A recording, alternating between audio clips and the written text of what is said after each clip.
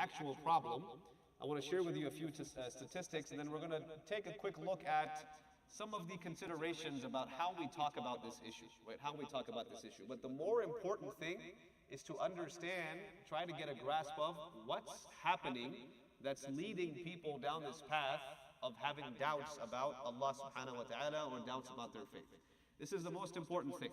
And when we get to the slide on emotional factors, you'll see why. But these are statistics that were done. The research is not solid, right? Because there's a sample size that is taken. The sample size is not necessarily reflective of the American Muslim community in its entirety.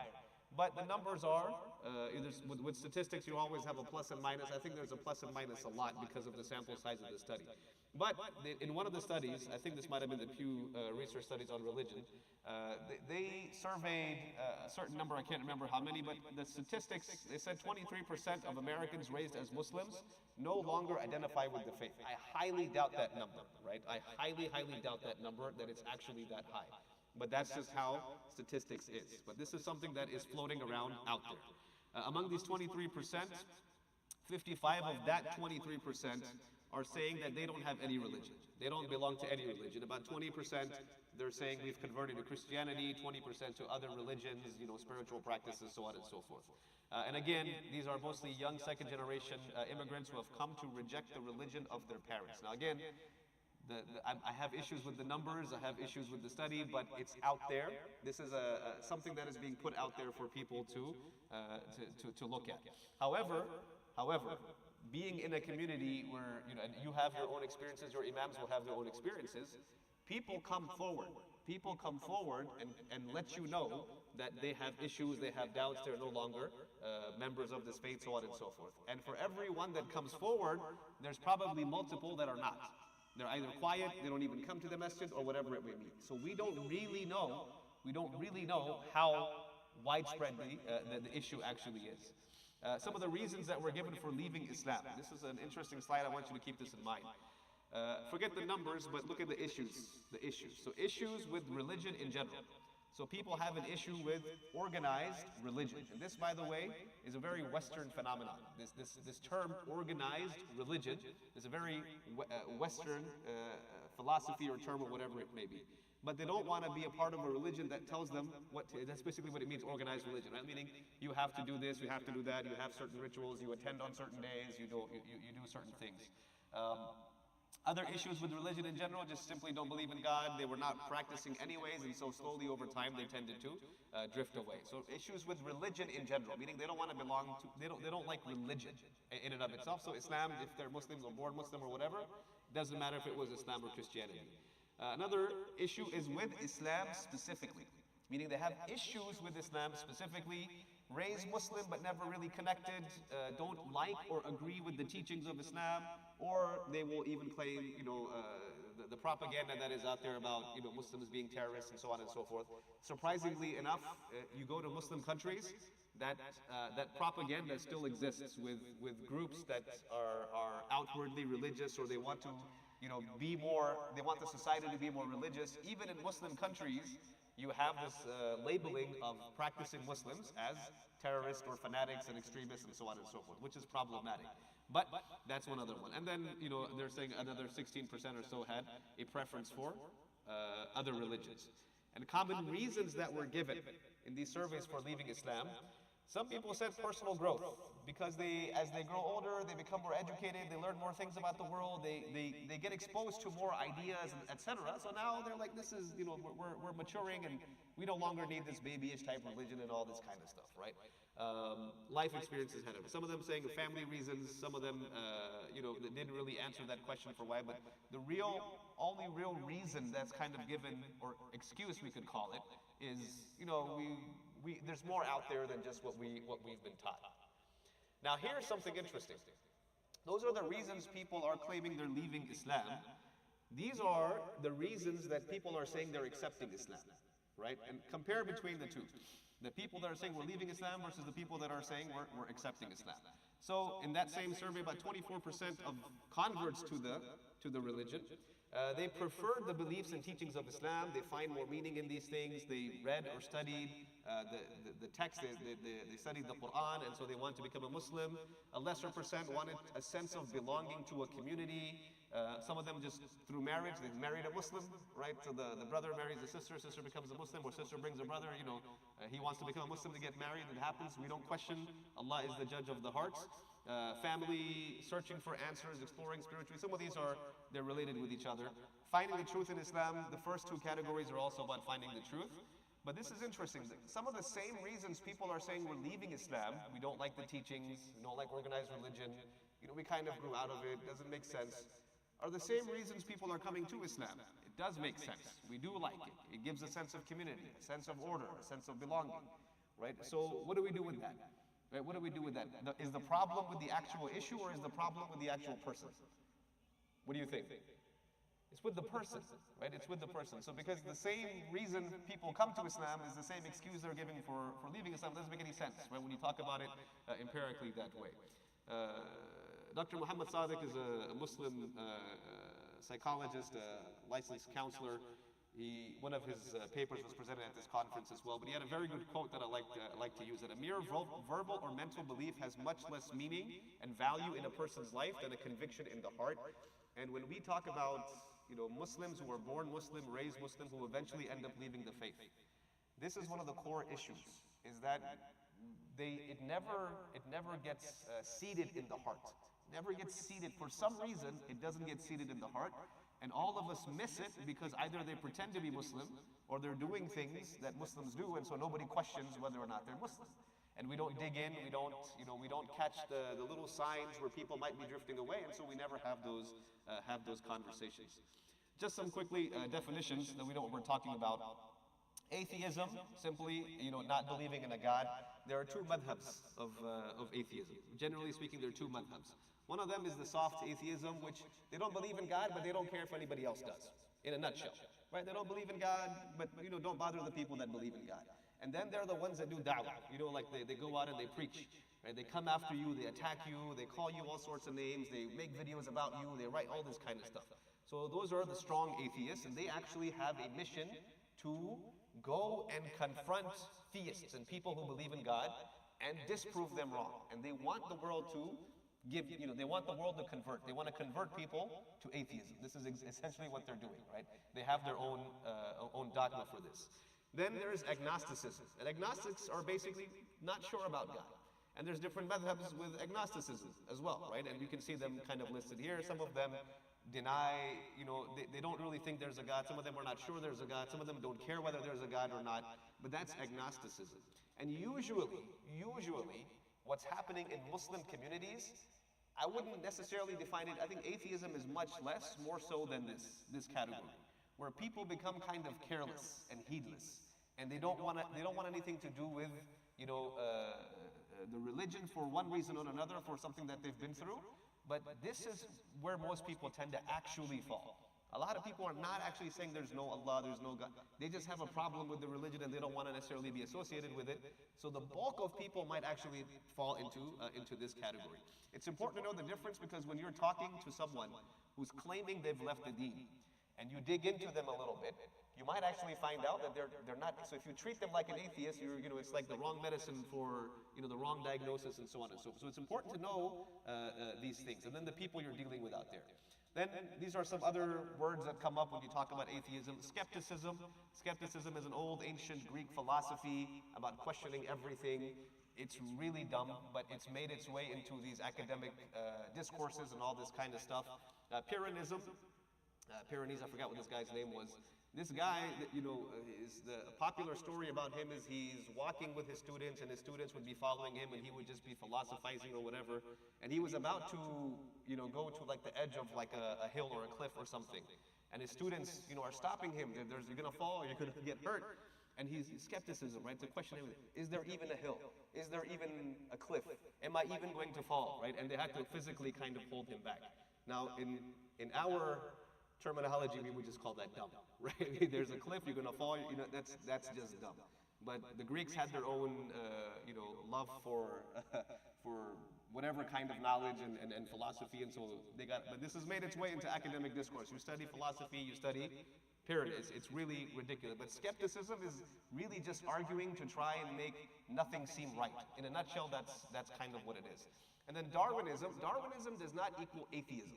There's a big confusion people make. Darwinism is not the same as atheism. Darwinism is a theory about the origin of species and all that kind of stuff. It's the atheists, the strong atheists, that use certain things to put their point across, right? So they use certain things to put their point across. Darwinism in and of itself is not necessarily a problem for religion. A lot of people talk about, well, how do you talk about, Darwinists? We have a lot of resources for this now. Sheikh Hamza Sortzes, if you have heard of him before, look him up. He has a book called The Divine Reality. He talks about a lot of these things, and he exposes the wrong idea that Darwinism is just this one philosophy. There's many theories of evolution and all this kind of stuff. But it's really not that problematic because it's a theory of science for study. It has nothing to do with religion, right? You keep it in its place, there's no issue whatsoever. Scientism is the chosen madhab for many of today's strong atheists. Scientism is the madhab of today's strong atheists. This is what they come and say, we believe in science, we believe in hard facts, we believe in proving things by the natural scientific method, the scientific process. That is their chosen madhab now. They've had different madhabs from before. But scientism is an exaggerated trust in the methods of natural science applied to all areas of knowledge. So it started off with biology, chemistry, whatever, when you're studying the natural world. But now they've extended it to include philosophy, religion, history, whatever. You have to use this process to prove something is true or not, right? The process that you study in school, you have a hypothesis and experiment and all this kind of stuff, right? Now they're using this to say you have to talk about religion with this process. That's, in a nutshell, that's kind of what they're doing. And so this scientism now becomes the chosen methodology of strong atheists to argue about, God and so on and so forth. Now, why is this important to know? If you don't know what you're arguing against, you don't know how to argue against it, right? If you don't know what somebody is coming with, most of your community members who are now saying, I'm no longer Muslim, have no idea what any of this means. Most of them don't. A lot of them, what they're doing is they're deciding they don't want to be a Muslim anymore, so they're Googling what's wrong with Islam, and then they're coming up with the same first Charles Dawkins website or whatever that they pull up. A lot of that stuff is they don't even know what they're doing. But if you know where it's coming from, you know where to look for answers. This was an informal survey of Muslim youth that was done by Muslims. This is a little bit more interesting, right? This was an informal survey of Muslim youth that was done by Muslim, about 1,000 young Muslims surveyed between ages of 13 to 29 across many states. And they're highlighting issues that this age group has, and I don't know why they chose just this, but the issues that this age group has that are causing them doubts, concerns, or problems, trying to fit in as a Muslim and so on and so forth. This is an interesting list because your path to atheism, what we'll get to, starts with an emotional problem, and we'll get to that. But these are some of the issues that people are having. Struggling with prayer. Salah not making any sense. The khutbah today was about, how we can kind of get beyond just the ritual of salah to make it more meaningful, right? But a lot of people are not taught how to connect with Allah through their salah properly. Meaning we don't go beyond just the motions. We don't teach them, train them, work with them, give them more in-depth knowledge of the Quran and the Sunnah, involve them in these kinds of discussions, thought-provoking things that'll get their hearts moving. But struggling with prayer, obviously pornography is a big one. There's no more ignoring this problem. We cannot ignore this anymore. The statistics in the Muslim world, outside the Muslim world, are ridiculously high. And we live in an environment where it's promoted, it's free, it's accessible. There was a time where you had to hide and pay and go through loopholes to access. No longer the case. It is accessible to every single person now, free of charge. This is the problem with pornography. But it leads to problems in relationships, family, even with kids and parents, spouses, and so on and so forth, and then it can cause problems in religion as well. LGBTQ views, there's a lot of confusion because you live in a country now where, a lot of stuff, if we were back in the time of skepticism, it's circled back around.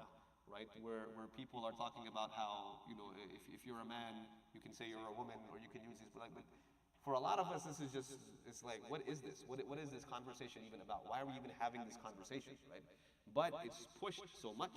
Shaitan is working very hard, right? And these are confusing things, because the reality is you'll have, a lot of people from this group will come and show up. If you've been to a Palestine protest recently, you'll see everybody that shows up, right? And then you'll have, a lot of people that they're always supporting Muslims from various different camps, including this camp as well. And so for our young people who are trying to get involved and enhance the Muslim perception or whatever, involvement in the country, whatever it may be, they're running across these people all the time. You're working with them, you're studying with them, and so on and so forth. And then the ideology, the concept of fairness, equality, based on how America presents it versus how Islam presents it, there are conflicts that are forming because we're not reinforcing our concepts, and then other concepts are coming in. They're learning it in schools and work, and all your HR departments are, they're promoting their own norms. And then we're not reinforcing our norms in a sufficient enough way to where it's creating confusion. And this can lead to problems to question the deen, because, well, why isn't Islam fair? Because there's a misunderstanding of what fair actually is. And experiences of Muslim girls in particular, especially in a non-Muslim environment, so struggling with hijab, different treatment than their brothers, and so on and so forth. And then this idea of being judged. I'm not a big fan of the word, everybody gets judged all the time, right? It's something you have to kind of grow a thicker skin at some point in time, and you're going to get judged constantly. People are going to look at you and they're going to say, okay, I'm a post 9/11. I was in high school when 9/11 happened. We had to grow a thick skin very fast. We were getting judged left and right? So this idea of you shouldn't judge me, so people are going to judge you regardless. You have to get over it. But if we're not reinforcing healthy coping skills from the deen about what do you do when this happens, then obviously there's going to be these issues. And then chaos is in the community, the perception of imams and scholars. Sometimes people feel like imams are not approachable, their religious leaders are not approachable, they don't understand what's going on. And there's truth to this, because I've been through the Islamic University, and we never had a course on how do you deal with all these different problems that come up. We study the deen, we study the sciences of the religion, right? But we have to then go and see what people are going through and try to find these solutions. So sometimes it can be an issue, right? Sometimes imams don't want to touch this stuff because they don't, they want to, the Imam Malik way of saying, like, if I don't know, I don't know. And it's commendable, because they're not going to say something they don't know anything about, right? But we need to have, people access religious leaders to get religious counseling in order to be able to talk about these issues. Emotional factors. This is, from all the imams that I've spoken to, and every single case that I have dealt with of somebody leaving the faith, this is the primary, if not the only reason what led them to leave the faith. Some kind of an emotional reason, right? Some kind of an emotion. I'll give you some stories. We had a young man in our community who was a hafiz of the Quran. MashaAllah, from a very good family. There's at least 2 other hufaz in their family. MashaAllah, the dad's a board member in the masjid. They always come to the masjid. I knew him personally very, very well for a long time. I was his teacher as well. He led tarawih in one of our masajid. He was you look at him, MashaAllah, good kid. One day he comes to my office and he starts talking really weird, right? He sits down and he's like, if you believe in God, then, shouldn't you have a good life? That was the question that he kind of first said. If you believe in God, shouldn't you have a good life? And if you believe in God and God is real, Islam tells you that if you believe in Allah, then Allah will give you goodness, meaning you will have a good experience. But look at all the chaos in the Muslim world. Everybody's suffering this, and that. And I have enough experience to, one of the bad habits I've developed and to keep myself safe is whenever somebody tries to ask you a question, you just always say no. Like whatever, if they're trying to get you to say yes to something, just say no. Regardless of whether the answer is yes or no, just say no and then explain yourself later. But it was, he said, there's so many problems in the Muslim world, and then I started talking about, what do you mean? Like, look at certain Muslim countries are doing fine, there's problems somewhere, but what are you trying to get at? But the conversation kept going, and then I just asked him directly that, do you even believe in God anymore? And he said, no, I don't. Now, I had an emotional response because I know this kid for many, many years. So I got mad. Right? I got upset, and so then I said, look, hey, khalas, let's talk about it. Let's talk about what you believe. And then he started getting flustered, and we started talking about, okay, well, where do things come from? We just started having that debate. And I'll never forget it because his answer to the question of like where did life come from? He said soup. That's what he said, soup. And I looked at him. I said soup, and he said soup. And then he looked down and he says, I have to prepare more and come back next time. I was like, yeah, you might have. I didn't understand what that meant. I think he was referring to that primordial soup or whatever they talk about. But this was one issue. You had a hafiz of the Quran go through something like this. Now I got his friends involved and we got dug deeper, right? Trying to figure out what's going on with this kid that this is happening. Here's what's happening in his life. He wanted to get into a specific college. His dream from when he was a kid. He wanted to get into a specific college. When he was doing his hifz, his strategy was, Allah, I'm going to do this for you. I want you to get me into this college. It was a transaction that he he made a deal with Allah, but obviously only had one side of the deal. He never spoke to Allah about it, right? But he said, this was his thing, and that this is the only thing I asked for was that I get into this college. And I did all of this for Allah, I let Tarawih, I did hifz, I did all this, and he didn't give me, there can't be a God. There can't be a God. That was his issue. And now, he's so mad, he's upset that he didn't get what he wanted. He got into another good school, by the way, and now guess where he is? Now he's in the Department of Philosophy, and he's studying atheism. Right now he's studying. Now he's interviewed in articles, and he's publicly. He showed up in one of the masajid and took the mic and started giving da'wah for atheism one time. 180-degree flip. 180 degrees. But he hasn't come and spoken to me again. He hasn't come and spoken to me again because he knows I know what the problem is. And I know that the problem is you're just mad at God because he didn't get you into the college you wanted. You believed in it. And the conversations we'll have with these people are amazing, right? So he was about 23 years old at the time, 21 years old at the time. And he's arguing with me about how religion is stupid and how you believe in this dumb stuff and these ignorant concepts. And one of the rules you should understand about debate is you never play according to somebody else's rules. You don't play according to somebody else. So instead of getting upset and defending the religion, you have to find deeper arguments, right? Deeper arguments to try and, as Allah Azza wa Jalla does in the Quran, right? When Nimrud, he said, I give life and I give death. And then he brings a person and then he has one killed. He judges the other one with death. And then he says, I give life. So now, you can argue, well, Allah gives life and, you can try to get into the deeper things of it. But what is the response from the Prophet, alayhi salam? إِنَّ اللَّهَ يَأْتِي بِالشَّمْسِ مِنَ الْمَشْرِقِ فَأْتِ بِهَا مِنَ الْمَغْرِبِ. Okay, khalas, that's fine. Allah brings the sun from the east, bring it from the west. Right? Something that he can't play around with. So this is the kind of strategy that you have to use. And so one of the strategies that I used was I said, look, for 20 years of your life, you were a practicing Muslim, right? I said, yes. He says, now you think this religion is stupid, right? Yes. I said, do you want me to believe someone that's telling me for 20 years of their life they were stupid and only for the last year they've been smart? That was my response to him. And obviously, what are you gonna say to that? You're telling me that for 20 years of your life you've been an idiot. So why should I listen to you today? It doesn't make any sense. So those are the kinds of arguments sometimes you have to use with strong atheists because they're there to attack you for what you're doing. But emotional factors, the other issues that came up with people. There was a brother, an adult, who had gone through. He lost his job. He had a financial crisis for 2 or 3 years. He was having a hard time to provide for his family. I had put out a call for people that were on the borderline of leaving the deen to come and have conversations, and he came. He sat down and he says, I'm at the point where I don't think Allah is even, he cares about me, or he's there at all. And then what was his issue? His issue was a financial problem, meaning he lost his job. For 2 or 3 years he's been trying to provide for his family. And we pinned it down. He pinned it down himself, that from that moment, after about a year, that's when I started having these doubts. So before that, everything was fine. But at that point, when things got tough, he started having these doubts. But then we explained to him, look, this is what your community is for.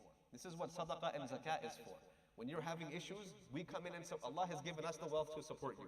So Allah has taken care of you. You just didn't tell us that you were suffering. You didn't tell your community that you're going through hard times. How can we help you if you don't come to us and tell us? And then we had that conversation. Alhamdulillah, he's back on track now, right? Because we were able to get him some help, and now he's doing well. But every single person that came had an emotional problem that turned into, I don't believe in God. I'm mad at my parents. They didn't let me do what I wanted to do, right? I couldn't marry the guy I wanted to marry. I couldn't get the job I wanted to get. I didn't do, whatever the reason. There's always a reason that makes them unhappy. Then they go to this extreme. And one of the ways I figured this out was everybody that was coming to me was bringing the same issues with Islam. And I was like, well, this is interesting. The top 3 issues they were saying were all the same.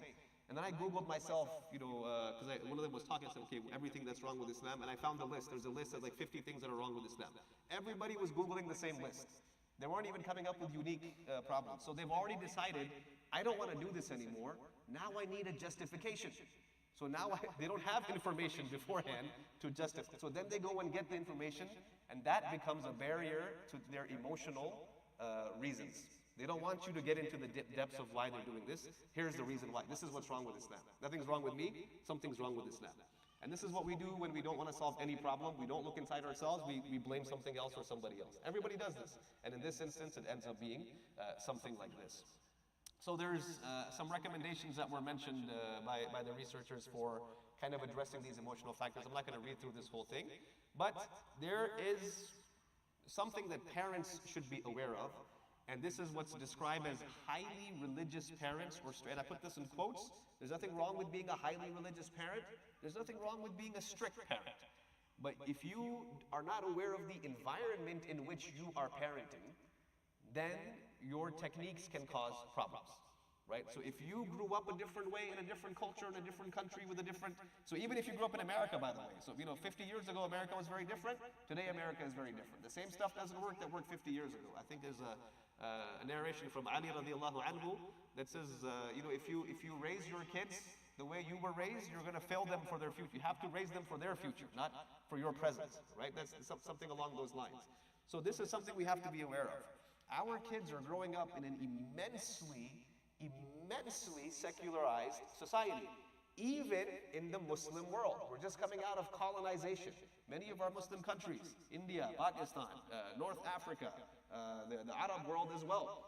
A lot of these countries, you go back, to the late 1900s, early 1900s, that was still colonization.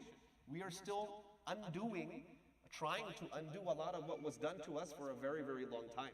Our entire cultures were changed, system of governance was changed, languages were changed. I went to Tunisia, I visited Tunisia, and people were speaking French. The Tunisian people were speaking French because they were colonized by the French for so long that the average Tunisian grows up learning French.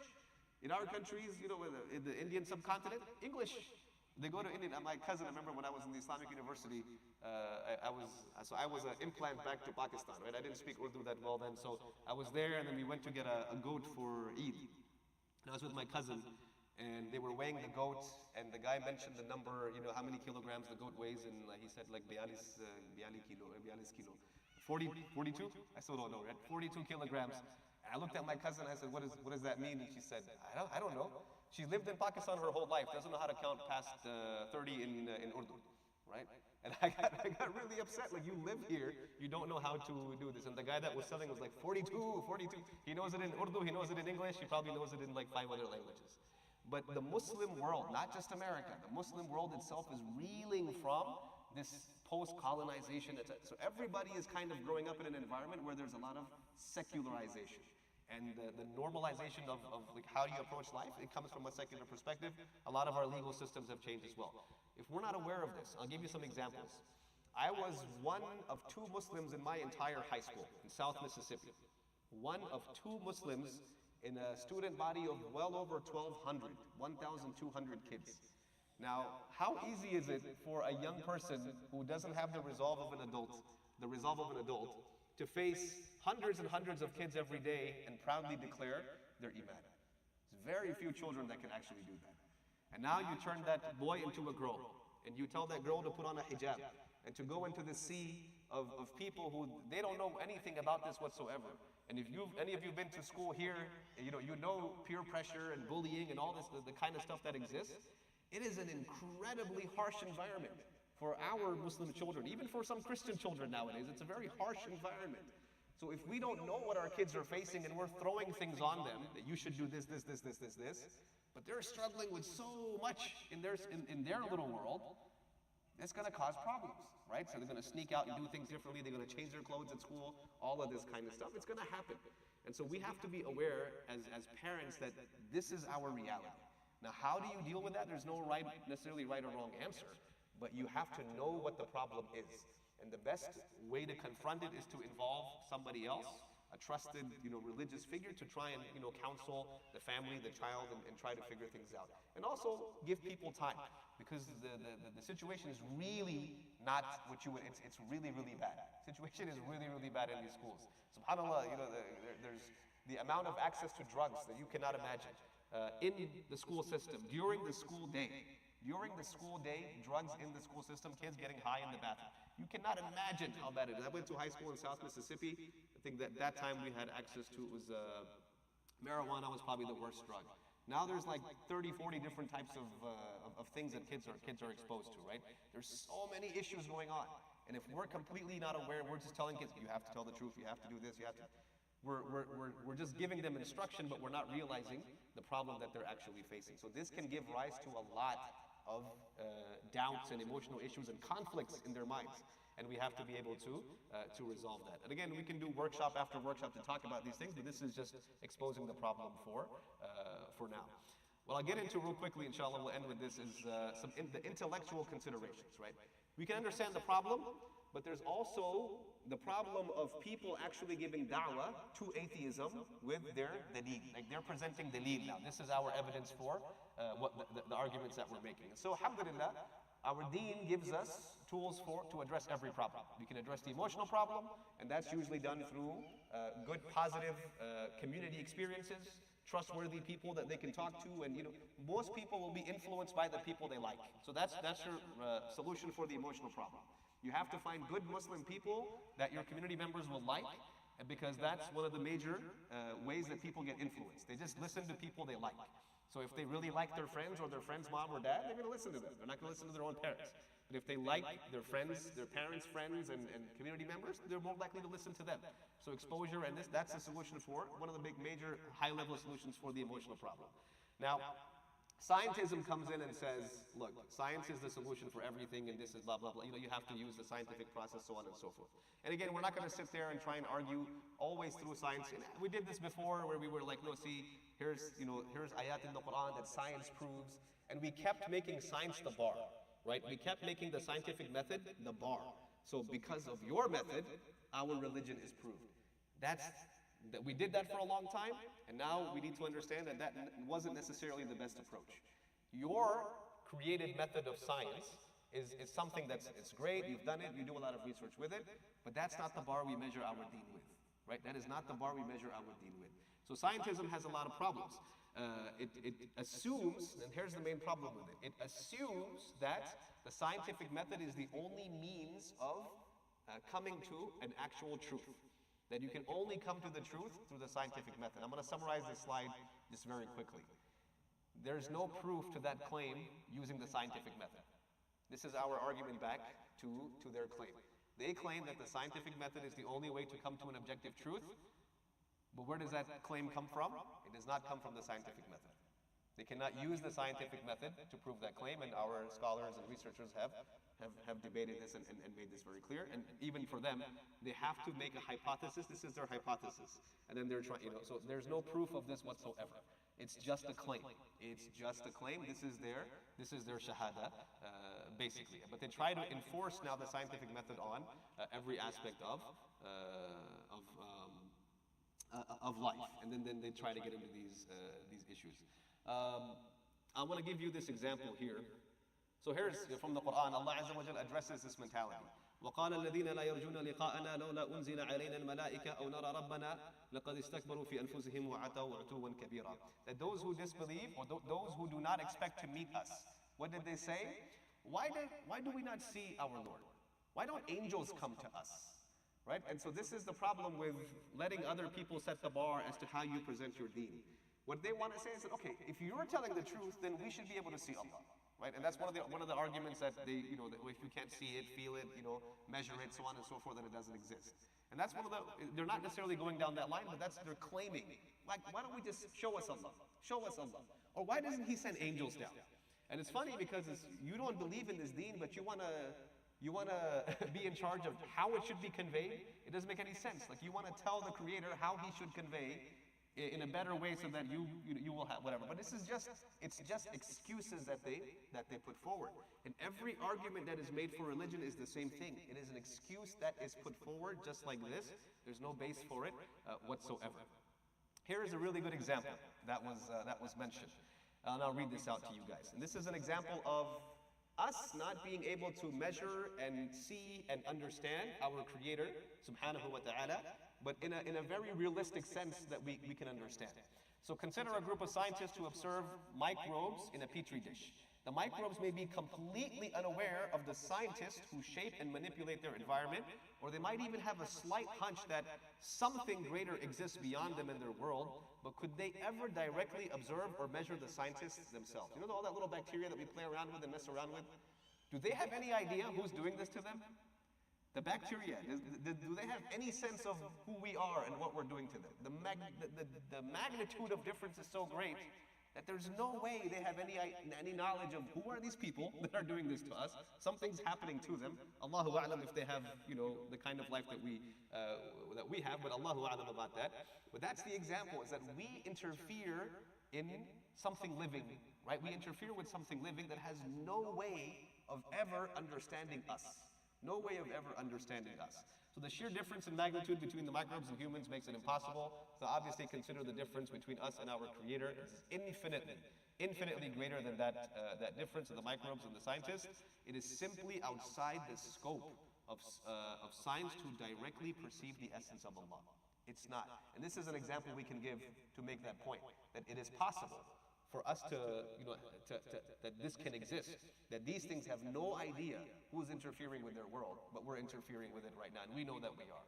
So just because you can't measure it doesn't mean in any way, shape, or form that it's out of the picture and doesn't exist, right? Absolutely not. And that argument in and of itself is baseless, and now there's plenty of examples that give it. Again, doesn't mean science has no role. It has a limited role. Science is for this dunya. That's it. It's not for the akhirah. It's for this dunya. It's not for the deen. It's for the dunya. And that's pretty much what it's for. Then there are the arguments that Muslim theologians have used consistently that are sourced in the Quran and Sunnah to argue for the creation or the existence of Allah subhanahu wa ta'ala. There's a whole separate course I teach on Aqidah, and the first two sessions of that course are all about talking about how the Quran addresses the topic of the existence of Allah Azza wa Jal. Many years ago, our theologians, when they wrote their books, they didn't start with this idea because that concept wasn't a problem. There wasn't anyone that really had a problem with, is there Allah? It was, what is Allah like? Who is Allah? What are His attributes? Those were the questions then. Now you have the issue of, was there even a God? So we have to answer those questions. But there are three main arguments. Some of them say four, but there's three main arguments. The first one is the fitrah, the nature of human beings. And this is actually a source of knowledge. So scientism says that the scientific method is the only source of knowledge. There are other sources of knowledge. Your experience, how do you function in everyday life? Do you start with the scientific process for every decision that you make? You don't. You have experience, you have consciousness, you have memory. There's so many other sources of knowledge, witness that we use in order to make firm decisions. But the fitrah, the nature of human beings, that's one of our arguments. We have what we call the kalam cosmological argument. This is dalilul khalq, as they call it, the theologians called it. The proof of creation. The proof of creation itself, and then the teleological reality. It's called dalilul qasdi wal inaya in the study of theology. It is the design argument, the purpose argument, that it's not just that there is a creation, but the fact that there is a design, and a purpose to the creation. Design and purpose to the creation. So I'll go through this real quickly. I know we're getting, time's running a little late. I appreciate your patience with this. This is a lot of information, but I'm trying to get just the main points of this across. Obviously, there's plenty of ayat that talk about the fitrah of the human being. What I'll focus on maybe some of the quotes from the research itself. The Prophet ﷺ, he said, he has tasted the sweetness of faith who is content with Allah as his Lord, Islam as his religion, and Muhammad ﷺ as his prophet. This idea that faith has a feeling, a sweetness, etc., which is borne witness to by the billions and billions of people who believe in God through this feeling, right? Who believe in God through this feeling. You cannot put aside the testimony and witness and experience of billions of people for a little process that you're claiming this is the only way we should be able to do it, right? When you go to see a good doctor, you use the experience of people that, okay, this guy good, this guy not, so on and so on. Everybody can have a degree, but you want to choose your doctor based on other sources of knowledge.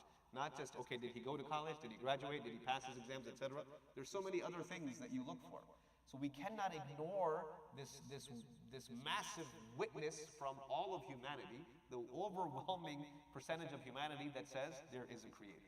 From the most advanced societies to the least advanced societies, everybody has the same experience and the same kind of faith. So the fitrah is something strong. The fitrah can become corrupt.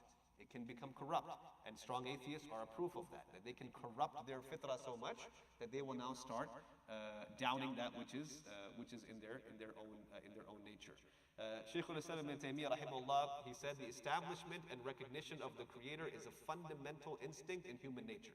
Even though some people have done something to corrupt their nature such that they need a philosophical argument to achieve knowledge of Allah. So when the fitrah becomes really corrupt, then sometimes you have to rely on other arguments, because that reaching out to the nature of that person is not going to be helpful anymore. But this is the opinion of the majority of people, as well as skilled debaters, that knowledge of Allah is sometimes achieved effortlessly and other times by argument, and as we recognize by more than one of the theologians. So the fitrah can become corrupt. That's basically it. Cosmological reality is what we call dalilul khalq. And there's one ayah in the Quran that directly addresses the claims of scientism or atheism. One ayah that directly addresses it, that is, أَمْ خُلِقُوا مِنْ غَيْرِ شَيْءٍ أَمْ هُمُ الْخَالِقُونَ. And this is how Allah subhanahu wa ta'ala beautifully, in 3 phrases, is done with atheism. Is done with the whole, that's it. أَمْ خُلِقُوا مِنْ غَيْرِ شَيْءٍ أَمْ هُمُ الْخَالِقُونَ. That the question is, are you created out of nothing? Everyone's going to say, no, we're created out of something, right? Every human being comes from, a previously existing cell or whatever.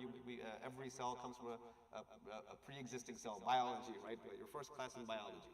So no, we come from something else that we cannot exist if something before us didn't exist.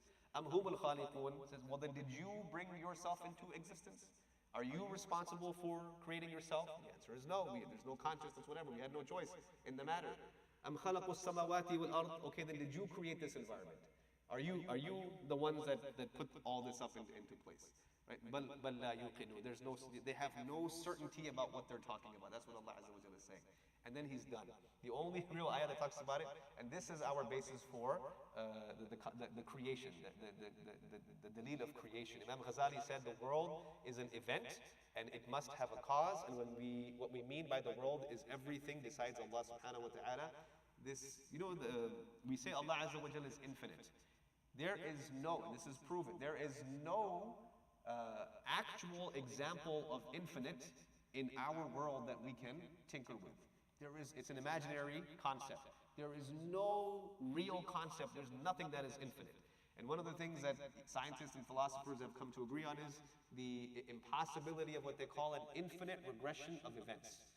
That you cannot have things go back infinitely in the past for the living world, the world that we tinker with, because the present would never exist. The argument they give is if I'm going to knock this bottle over and I have to ask somebody behind me, and then that goes on infinitely, am I ever going to knock this bottle over? Because if that's still happening, this will never happen. So it's impossible that there is an infinite regression of events. And so that's one of the cosmological realities as well. Then obviously they'll make their arguments, we argue back with them as well. I don't want to necessarily get into that too much. Then there's the teleological reality, the argument for the existence of God from the evidence of order and design. Order and design, and we want to add to that purpose. The sun is so far away, but it plays such an important role in what happens on this earth. The earth is precisely the right distance away from the sun in order for us to have life. No other planet has this kind of environment that the earth has. The moon is the perfect distance away for this to happen. There's so many coincidences, so many things that are happening in just the right way that life on this planet is existing. We're just talking about this planet, right? And then, the way we need water to exist, and then there's water, it goes up to the sky, comes down, and so on. Like there are too many things that are intentionally designed to support our life, human beings in particular, even animals, right? Human beings in particular. That how can this all be just a coincidence? Imam Razi, the famous Mufassir of the Quran, he said, the establishment of the existence of the Creator intuitively is that human nature bears witness that the occurrence of a designed home with wondrous designs built upon subtle components in harmony with wisdom and benefits. It's impossible unless there is one reality and with knowledge and obvious wisdom to design it. You know, you guys, you live in a world where, you know, AI is now like the big thing, right? But where did it come from? Did it just pop up out of nowhere and all of a sudden it's like, hey, I'm here, right? No, like there are designers that design that process and then it does what it does. So even for something like that, we call it artificial intelligence, whatever it may be, but there are people that design that so that it can be. It's impossible for these kinds of things to exist by themselves. Allah Azza wa Jalla in the Quran, He draws our attention to the order. إِنَّ فِي خَلْقِ السَّمَاوَاتِ وَالْأَرْضِ وَاخْتِلَافِ اللَّيْلِ وَالنَّهَارِ لَآيَاتٍ.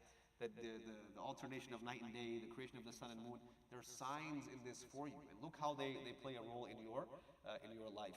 I will mention some of the, one of the arguments, this is funny, right? And this is where it gets a little, like you see, these are people that are PhDs, they have, you know, advanced degrees, they studied philosophy, they went to college, they're making this da'wah against this stuff. One of the arguments they make against the argument of, you know, design that we have, that if there's a design, there's a designer. There's something called the infinite monkey theorem. Have you heard of that?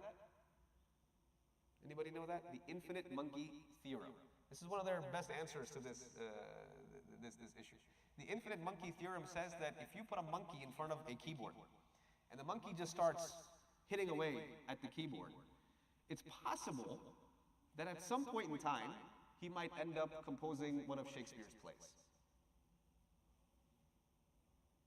Just like skepticism in the past.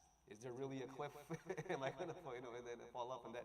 This kind of stuff has actual space in academia, because this is how corrupt the fitrah has become, that they will put any kind of an excuse rather than accept the Creator subhanahu wa ta'ala. Who would ever trust such a process to do anything? And who could ever think that if you actually put a monkey in front of a keyboard, that at some point in time they would end up writing Romeo and Juliet or something like some kind of Shakespearean play? They're saying it's possible, it could happen, because the random strokes of the keys could all come together just right, and you could have something like it. And that's their argument, that, well, things happened in nature and they just happened just right, and so many things happen just right that we have this perfect environment. And really, what is, just the simple question, what is more rational? That there's either someone with wisdom that designed it, or that there's a monkey sitting on a keyboard tapping, like, what's more rational? But that's one of the actual arguments. It's called, you know, theorem is a very technical term, and then the two words before it just make you want to laugh. Infinite monkey theorem. That's, and it's that ridiculous. It's that ridiculous. But when people are hurt and they're angry and they want an excuse, they will use whatever excuse they can find. They will use whatever excuse they can find. I'll give you guys just a short list here. This was a conference that was done by the Association of Muslim Jurists of America, AMJA, a few years ago. You can go to their website, it's amjaonline.org, and you can look at their previous conferences. One of them will be on atheism. There's plenty of papers, some in Arabic, majority of them are in English, but a lot of our scholars in North America and researchers and experts have written some very good papers, very lengthy. So if you want more information, there's a lot of lengthy information that they've put together. I think the ones that I use for this presentation is one paper called Faith in the Unseen by Brother Justin Parrott. His kunya, his Abu Amina Elias. He's actually in Georgia. Emotional and Social Factors Impacting the Religious Persistence of Muslim Youth by Dr. Altaf Hussain. I think it's a name you guys are familiar with. A very well-known ISNA presenter as well. And then Deconstructing Contemporary Atheist Thought by Sheikh Asadullah Ali al-Andalusi. This is a beautiful paper that he wrote. And there's some books that are written by other people. There's one book that I really like. It's called The Language of God. This is by Francis S. Collins. Anybody know who Francis S. Collins is? Who's Francis S. Collins? He's the guy that mapped the human genome. One of the top scientists in this world. He's the guy that was part of the project to map the human genome. He used to be an atheist, converted into a theist. Used to be an atheist, converted into a theist. His book is all about the language of God, meaning the world around science and so on and so forth. I'll close with this. There was a survey done of 40,000 or more scientists all over the world. And this is quoted somewhere in the slides as well. But it was a survey done of 40,000 scientists. There's a book written on this as well, I think. And what they found with that survey, the results of that survey, was that the overwhelming majority of scientists do not have any issue with science and religion. But guess which part of the world scientists have an issue with science and religion? Which part? No, not the Arab world. We're sitting in it. The Western world, the enlightened world, right? The migration from Europe into America, and then the philosophies that popped up, separation of, think about it, separation of church and state. Why did they have that concept? They were running away from, they wanted religious freedom from the established church and so on. And they have there's a lot of things that have influenced Western philosophy of knowledge. Like, we have Muslims that study medicine all day long. They study science and chemistry and biology all day long. They go to the masjid and they pray. They fast for Ramadan. They ask Allah Azza wa Jal for their risk and sustenance. We have high degrees. They have the same PhDs, the same doctorates and everything. No problem with religion. Their study of science has never caused them a problem with religion. Why? And we have to, it's the underlying philosophy of knowledge, the way it is presented to you, that's a problem. In my biology class, the University of South Alabama, my first year biology class, our professor declared, if you do not believe in evolution, you are a complete idiot. If you believe in that we were created, then this is the professor. So imagine the college students that need to get this guy to grade your paper. Imagine the pressure that puts on them. There's a lot of bullying that happens in these academic environments. A lot of it. The whole foundation of how they present knowledge to you is very important. And this is where we need to distinguish ourselves as Muslims. We have a lot to offer the world. We're here for a reason. We have a lot to offer this world. And alhamdulillah, we're in a position where we're smart enough and we have the same education, or we're doing the same work everybody else is doing without all these issues in the deen. So we need to tap into what's going on, what's causing these issues, and it's the underlying philosophy of knowledge that's the actual problem. And again, Allah subhanahu wa ta'ala describes the arguments of the kuffar. Surah Al-Ankabut, I can't remember the exact ayah.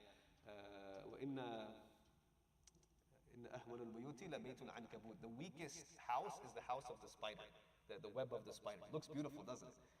And according to the spider's sense, it's a very strong, it can catch their flies and all this kind of stuff.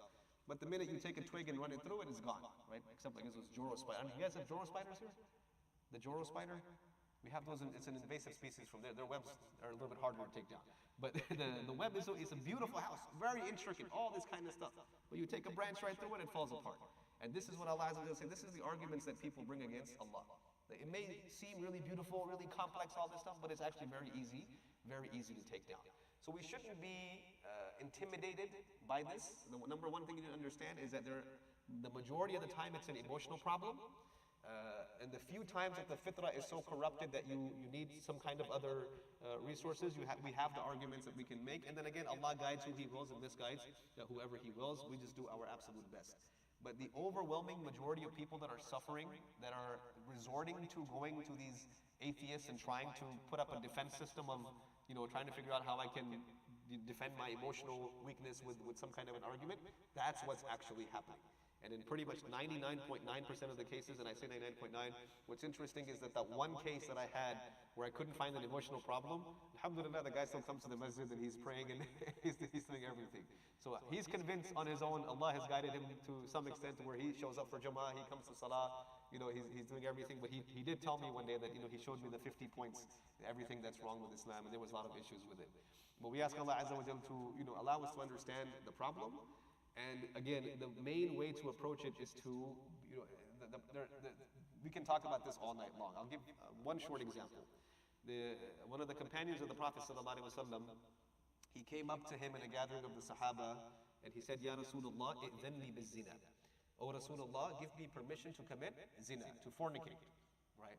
In front of the companions of the Prophet ﷺ, and he's saying it directly to Rasulullah ﷺ. He's suffering from temptation. But he has the willingness to come and directly talk to the Prophet ﷺ. Doesn't matter who's sitting in front of them. We have gotten to a point where we feel ashamed about it. So if somebody is quietly suffering from pornography, they're never going to come talk to their imam. Very rare. Very rare. You have to find out the hard way. They got caught, or something happened, and their wife complained, or something else happened to now where it's become a major issue, and now we have to try and resolve these the bigger conflict that's actually happening. But if someone is suffering, they should be able to come to our community and say, I got this problem. I'm addicted to drugs. It's a huge problem. The Muslim community, you will believe it. They're so easily accessible, that's why. There's people that are addicted to prescription drugs. One of the biggest epidemics right now in this country is prescription drug addiction. Where I live in Johns Creek, Georgia, that is the wealthiest city in Georgia. I don't live there, but the masjid is there. The wealthiest city in Georgia, the number one for opioid overdose in the state of Georgia. The wealthiest, meaning you have the best, the brightest, the best schools, all this stuff, and at the same time you have the highest rate of drug overdose, prescription drug overdose in that same city. And we had a whole, we had to have national organizations come in and talk about what's going on. Why is there so much this epidemic going on? But people should be able to come and talk about their problems. So we need to think of that bigger picture as communities. We need to sit down and say, how can we create environments where when somebody has a problem, they come and talk to us? The imam can get on the minbar and say it. If you're addicted to drugs, you're suffering from something, come talk to me privately. Right? And then the imam should have resources as well to be able to get that person the help that they actually need, the proper help that they actually need. But that man came and he asked the Prophet ﷺ right when he said, give me permission to do this. And what was the reaction of Rasulullah?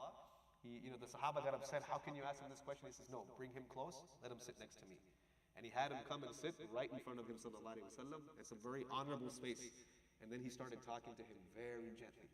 Would you want me to give this permission to your mother? Do you want me to give this permission to your daughter?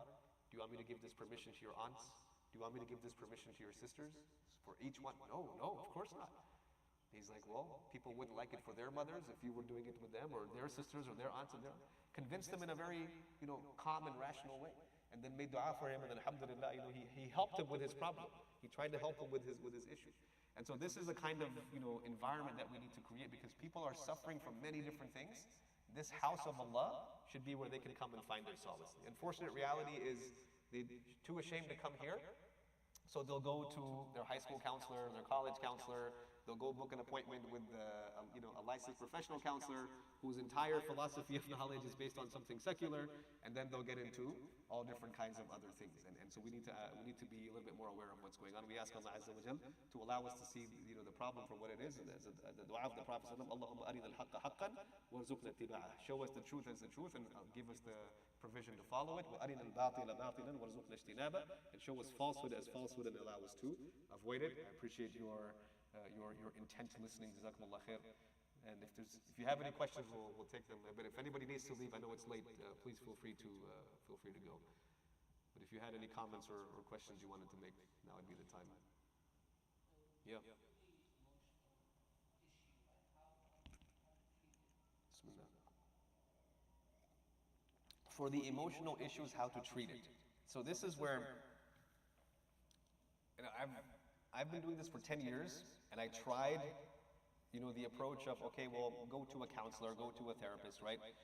And I don't feel comfortable with that anymore because of this problem that even the Muslim counselors and therapists, where are they learning their skills of counseling and therapy from? Not to put their work down. It's very important work that needs to be done. Mental health is a very important field that needs to be studied. But when your underlying philosophy of knowledge does not come from divine revelation, it's coming from somewhere else. It's somebody else's design. And so the techniques, the norms are a little bit problematic, right? And this is why if you have someone that feels like, I think I might be gay, and if you send them to a therapist or a counselor that's normally trained, they might affirm what they feel, because that's what they're trained to do, even Muslim ones, right? They'll try to work with them through that paradigm. Whereas our paradigm would be entirely different, right? Our paradigm would be like, there's something, why do you feel this way, and what's kind of going on? But there needs to be a cross between the science of counseling, which takes into consideration how the human being thinks, how the mind works. All of that stuff is good. But then the solutions and tactics need to come from the Muslim world.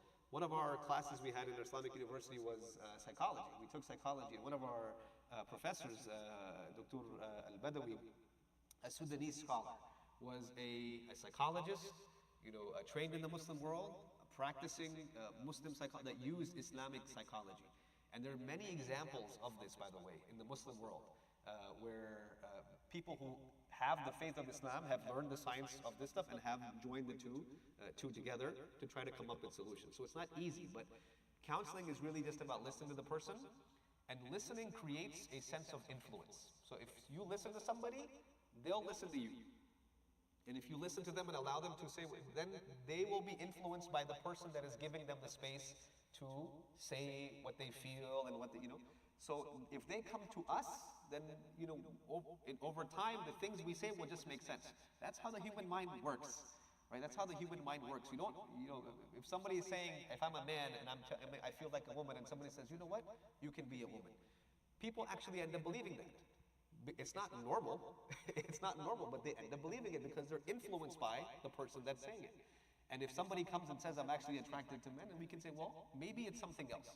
Maybe something else is actually going on. And they can get influenced by that response as well. The human mind, that's how the mind works, right? And so we can leverage our teachings to counsel people as well.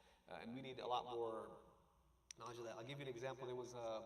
This was a case study that was in India, where a family had a family member who, whenever he would go to the masjid, he would come into the masjid, he could not pray salah in jama'ah. He would come into the masjid, he would get scared, nervous, sweaty, and he would run out of the masjid. And so they took him to the sheikh, right, and do the ruqya, they did all of the Fatiha, the Baqarah, and all this stuff on him. It was still happening.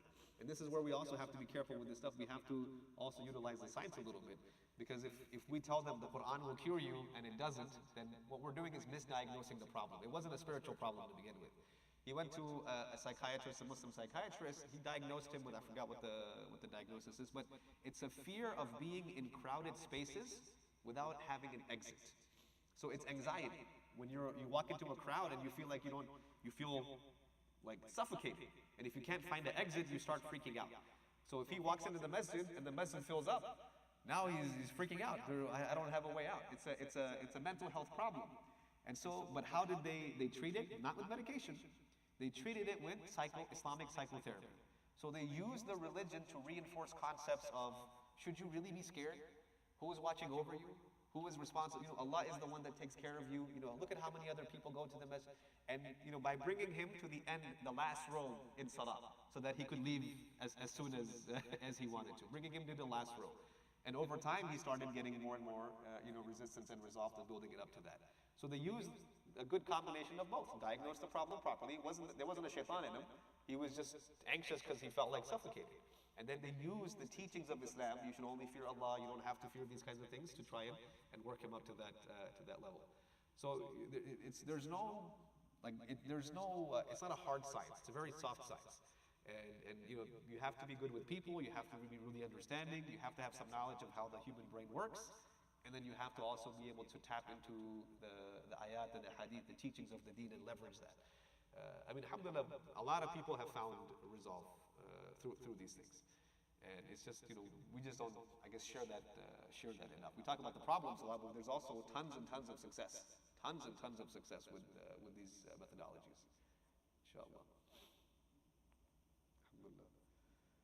And I've kept you guys long enough. It's a Friday night, right? It's a Friday night. Yeah. No, alhamdulillah, alhamdulillah. Allah yabarak fikum, jazakum Allah khair. Assalamu alaikum wa rahmatullahi wa barakatuh.